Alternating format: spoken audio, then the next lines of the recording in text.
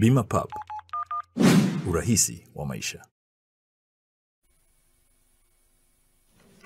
Nakushukuru Mheshimiwa Mwenyekiti. Anyway, Mheshimiwa Mwenyekiti, nakushukuru sana kwa kuweza kunipatia nafasi hii nami niweze kuchangia kwenye bajeti hii muhimu sana ya TAMISEMI ambao kwa kweli ndio backbone ya maendeleo ya Watanzania. Mheshimiwa Mwenyekiti, kwanza kabisa ni ungwana, pamoja na kwamba ni wajibu wa serikali kupeleka maendeleo kwa wananchi, lakini pale ambapo unakuta pamefanyika kwa jitihada zaidi kidogo, kuna budi kupongeza. Mheshimiwa Mwenyekiti, nilivyokuwa mbunge wa jimbo la Tarime mjini, kuna miradi ambayo halmashauri ya mji wa Tarime tuliomba, ikiwepo soko kuu ambao sasa hivi limejengwa limekamilika na ni nzuri, inaongeza hata mandhari ya Tarime mjini, lakini tuliomba stendi ya Kemange na tukaomba barabara za lami ambazo zinaenda kutekelezwa pia. Lakini Mheshimiwa Mwenyekiti, kwa upande wa afya tumeona kabisa kwamba kuna jitihada zimefanyika.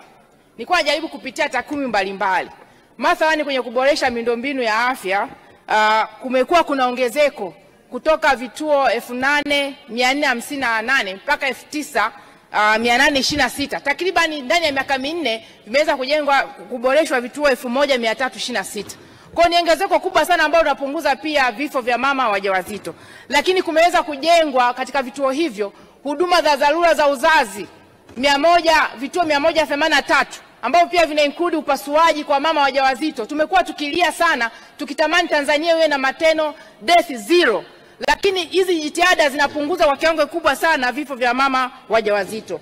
Lakini pia tumeshuhudia uwepo wa ujenzi wa hospitali za wilaya 50, lakini ukarabatiwa hospitali za wilaya hizi karibia 48. Hizi nazo zinasogeza huduma karibu sana. Mheshimiwa Mwenyekiti, kwa haraka kabisa, ongezeko la utoaji wa huduma za magonjwa ya dharura kwa mwaka 2007 na 2020 tunaambiwa kuwa kuna MD 7 tu, lakini mpaka sasa hivi tunavyoongeza ndani ya miaka minne vimefika kwenye hospitali zetu tumejengewa emergency kiwepo Tarime mjini MD zimekuwa 116. Ongezeko la hospitali ambazo zinaweza kutoa huduma kwa magonjwa ya dharura 109 ndani ya miaka minne, zaidi ya 1558. Kwa hiyo haya yanatia tija na unaweza ukajustify kodi za Watanzania pamoja na fedha ambazo unaweza kukopa. Unalinganisha maendeleo ya watu ambao yanasogeza karibu. Na hapa nimenalo tu kwa hii Wizara ya TAMISEMI. Kwa lazima tuweze kuona kama kuna kitu kimeongezeka na kwenye mashule pia, kwa sababu ndeka 5. Lakini ndio mwenye changamoto. Pamoja na kwamba mmetusaidia, mmepeleka fedha Tarime. Tumejenga maternity complex, tumeweza kujenga mortuary ya kisasa pamoja na kichomea taka. Lakini hospitali ni kongwe sana, hospitali ya mji wa Tarime. Na imejengwa kuanzia 1966. Ilianza kama zahanati 1956, ikaja kituo cha afya 1962, 1966 ikawa hospitali.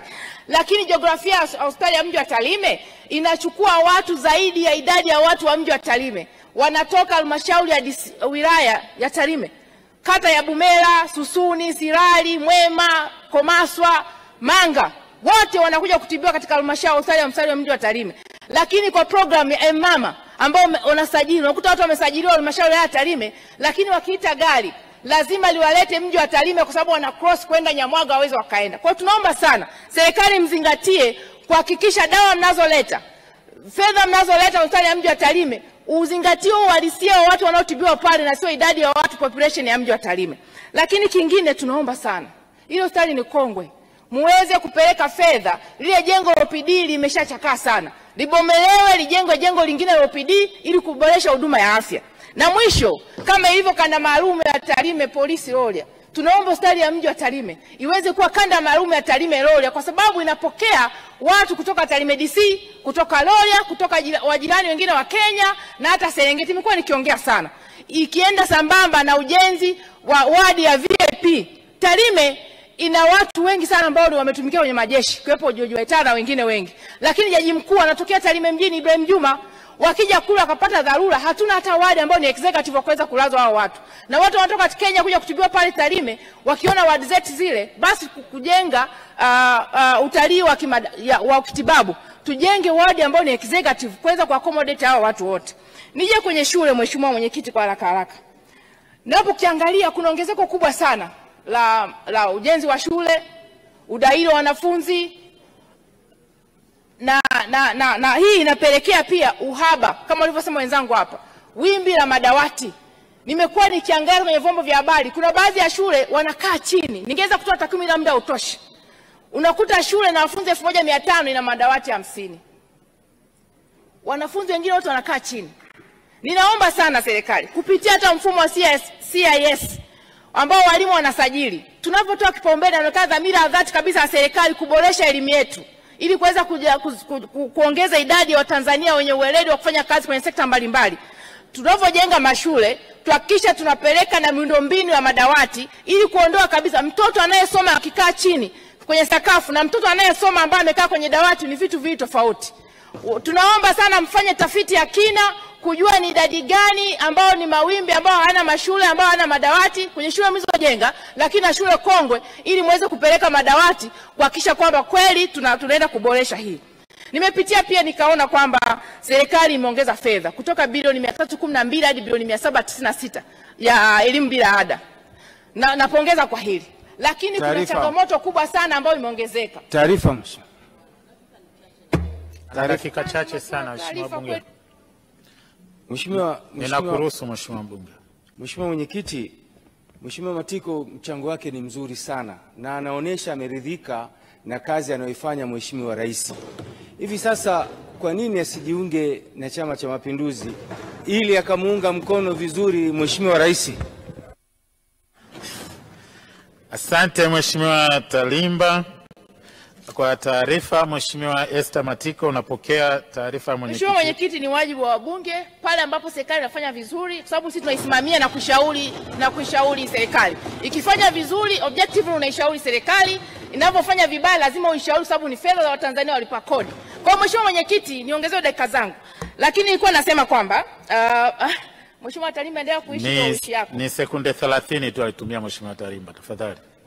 Mheshimiwa mwenyekiti, haujapokea taarifa. Mheshimiwa mwenyekiti, nilikuwa na shauri lazima serikali iangalie, ihakikishe kwamba inapokuwa inajenga hizi shule ipeleke miundombinu toshelezi ili kuweza kuhakikisha hata watoto wanaosoma kule vijijini wasome kwenye madawati vizuri, wawe na walimu toshelezi, waweze kupata elimu bora. Lakini mwisho, serikali imewekeza. Na nimeona hapa wamejenga nyumba za walimu. Ukifanya correlation, shule kwa mfano nilikuwa naangalia shule za msingi zimejengwa 3000 na kitu, lakini nyumba za walimu shule ya msingi zimejengwa 500 na kitu. Kwa hiyo inaonekana kuna shule zinajengwa bila kuwa na walimu. Tunaomba sana walimu wakikaa kwenye miji kwa mfano kaa nje ya mji, miundombinu ya barabara mvua ikinyesha waweza wakafika kule. Wanapojenga hizi shule hakikisha kuna kuwa na administration block, hakikisha kuna kuwa na viwanja vya michezo, hakikisha kuna kuwa na nyumba za walimu toshelezi. Na mwisho, Mheshimiwa mwenyekiti, shule chakavu ambazo ni hatarishi Tanzania kote, na nimekuwa nikiongea hata kule Tarime, shule ya Susuni kwa mfano kata ya Susuni, shule ya Nyabirongo Kiongera, shule za pale mjini ambazo ni chakavu za miaka ya 70, miaka ya 60. Tunaomba sana.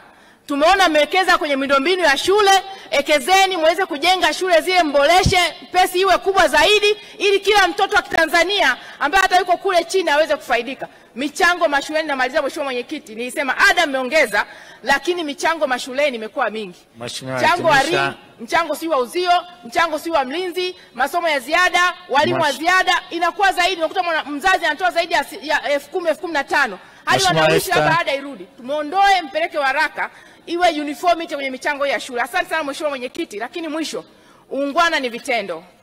Tunaona kabisa comparison ya miaka mpaka 2020 mambo yaliyofanyika 59 years na hii miaka 4 ni mingi sana. Kama alivyosema baba yangu pale Mheshimiwa Shigongo, mama anajitahidi sana kwa sababu anaishi matatizo ya wananchi. Mwanamke anaishi matatizo ya wananchi. Tumunge mkono, tuonge mkono wagombea wote wanawake kwenye majimbo na madiwani. Asante sana Mheshimiwa, nashukuru sana. Asante. Nimeletewa marekebisho mezani ya Mheshimiwa Tabasamu Hamisi Mwagao. Mimi naitwa Amina. Ni mmiliki wa duka la nguo na vitu vya watoto.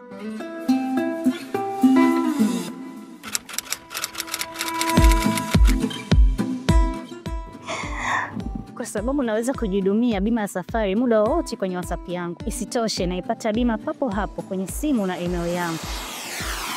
Upotezi muda wako. Napenda jinsi ilivyo rahisi kuhakiki bima hiyo. Na uzuri zaidi, hata ubalozi unapoenda kuomba visa, wanaihakiki wenyewe kwenye WhatsApp. Tumia bima pap kwa kupiga *150*51 alama ya reli. au kwa WhatsApp tuma neno BIMAPAP kwenda namba 0764166066 ujipatie bima. Bima Pub, urahisi wa maisha.